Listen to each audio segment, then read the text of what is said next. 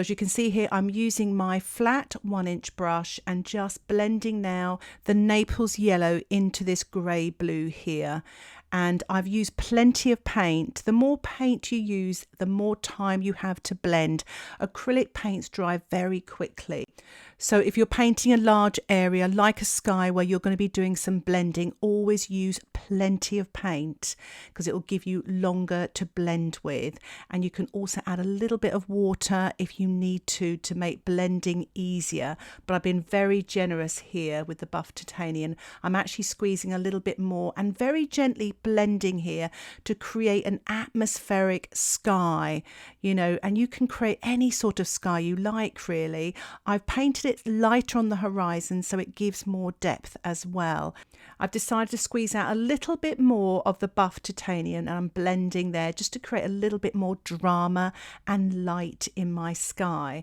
And try to, when you're blending, go back and forward to each edge. Don't stop your brush in the middle because sometimes it creates a mark there. So go from one edge to the other if you can.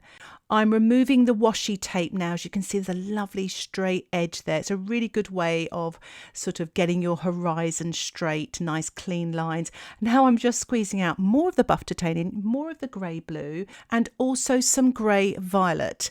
Again, if you don't have these colours, you could use white, blue and some burnt sienna or burnt umber. So you're creating these really soft, muted colours.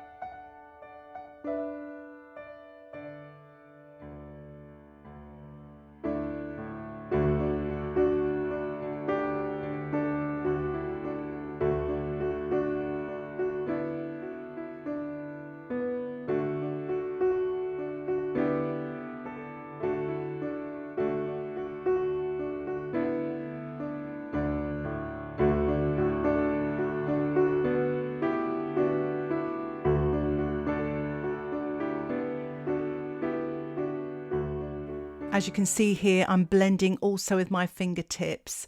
But once you're happy and satisfied with blending the sea colours, it's time to allow the painting to dry. And once the painting is dry, you can work on the next layer. But I thought I'd share something with you, and it's a glazing technique. And basically, I've watered down some of the buff titanium and I'm glazing it over the sky wet on dry with my flat 1-inch brush. And what this does, it just sort of pushes back that blue if it looks a bit strong and softens it and creates more atmosphere as well. So I'm actually glazing it all the way down to the horizon line. What I'm doing here is I'm mixing up some white and the buff titanium and I'm painting this wet on dry on the sea area where the light is on the water. And this is the most important part of the painting. It's almost like the focal point. And I'm just blending away here with the white and a touch of the buff titanium with my flat 1-inch brush.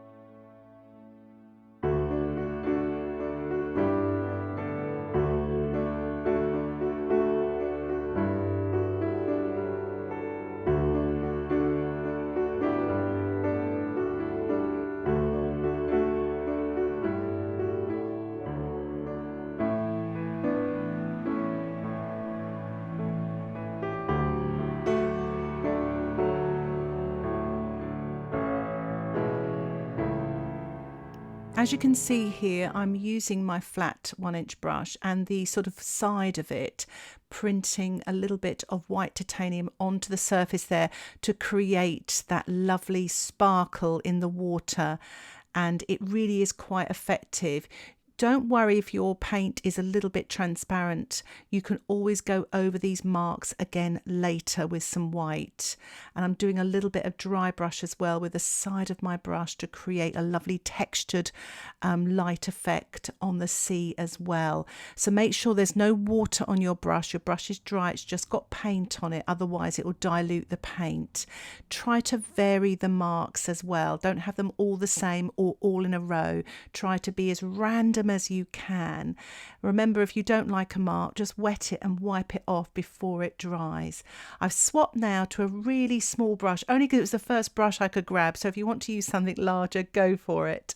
But I'm just creating some smaller marks here in the water as well, just using white titanium paint on its own. I thought it'd be quite nice to spatter as well, so I've watered down the white titanium and I'm spattering with this small brush just to create a little bit more sparkle.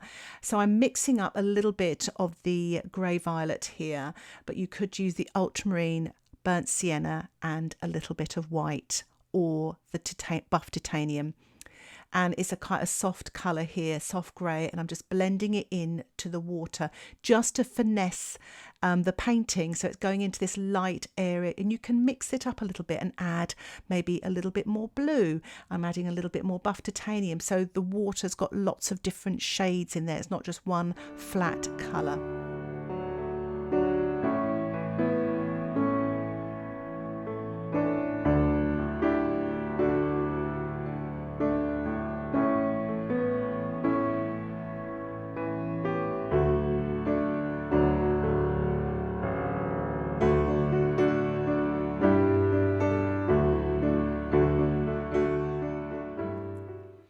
So I'm just finishing up here, sort of blending in some of this blue-grey colour, and I'm going to let the painting dry. Once the painting is dry, I'm using my flat brush to paint some rocks here, using blue and brown actually, some ultramarine and burnt umber. I've swapped the smaller little brush there just to finesse these rocks, working wet on dry. And what I'm doing now is adding a little bit of white and the blue-grey colour, and just painting a little bit of light just below those rocks there, sort of in a dry brush fashion, just to create a little bit more sparkle on the water.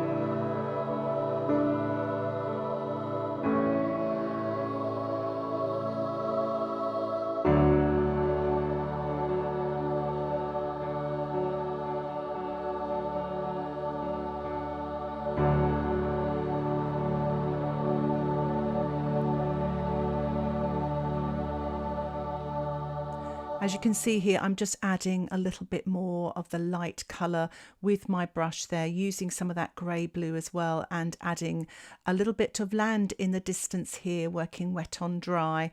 And I'm using a small brush, a little round brush here, but you could use something a little bit larger if you feel comfortable. I've added a touch more white in there. I felt it was a bit dark. I don't want it to come forward too much. So you can just sort of maybe paint something on. If you feel it's too light, add a darker tone. If it's too dark, add something lighter. And I think that works quite well, what I've got there. I'm going to paint something on this side as well, just to balance out everything, using this lovely sort of light to mid-tone colour.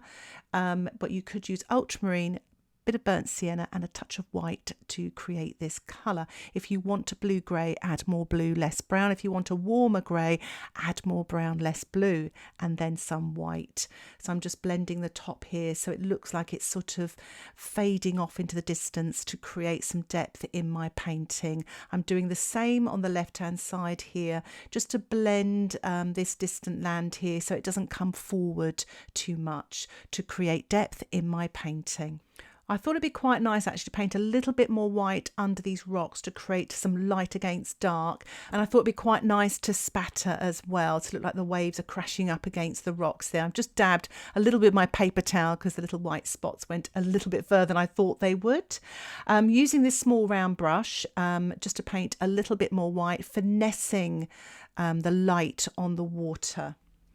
So I'm mixing up a little bit of this blue and brown now and painting some grasses in this right hand side of the painting, wet on dry, and it's just to create some depth, so these darks come forward, become the foreground, pushing back the sort of middle ground and the distance as well, to give the illusion of a 3D space on a 2D surface.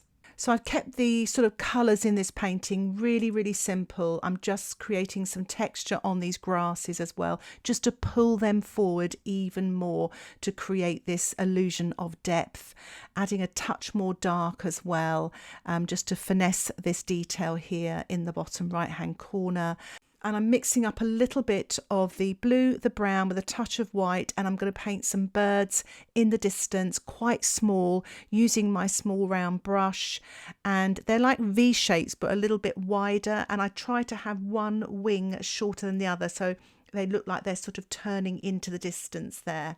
So I'm removing the washi tape to reveal a lovely white border. It's great for presentation, but also it gives you time to assess to see if you need to do any more to the painting, but I think I'll leave it there for now. I really hope you enjoyed this tutorial and that it inspires you to paint a seascape with lots of light on the water, using a limited palette, just a couple of brushes, and just a very simple subject. I hope you like the tip about blending the colours as well. Just use plenty of paint. If you have any questions about this tutorial, please put them in the comments section below. And if you don't want to miss any of my future tutorials, don't forget to subscribe to my channel where you will get updates of my latest videos. Thank you so much for watching. Happy painting. Bye for now.